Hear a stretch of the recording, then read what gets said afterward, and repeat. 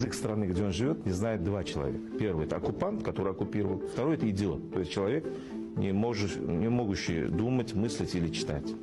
Поэтому пускай они сами из лица сделают, они оккупанты или идиоты. Так, ректор университета журналистики Узбекистана Шерзотхон Кудратходжа процитировал известное высказывание, говоря о гражданах, которые живут поколениями в Узбекистане и при этом не говорят на узбекском языке. Ну, может, кому-то это не понравится. Я считаю, это или идиотизм, или это продолжение того, что колониального, высокомерного отношения к узбекам. Реакция Москвы не заставила себя долго ждать. Посла Узбекистана вызвали в МИД РФ, заявив, что ректор охарактеризовал жителей, не владеющих узбекским языком, в крайне оскорбительной и абсолютно неприемлемой форме. Выражено убеждение, что с рассуждениями Кудратходжаева не согласно подавляющее большинство населения дружественного и союзного нам Узбекистана. Мы ни в коем случае не отождествляем заявление указанного деятеля с настроем многонационального народа республики, говорится в заявлении российского МИДа.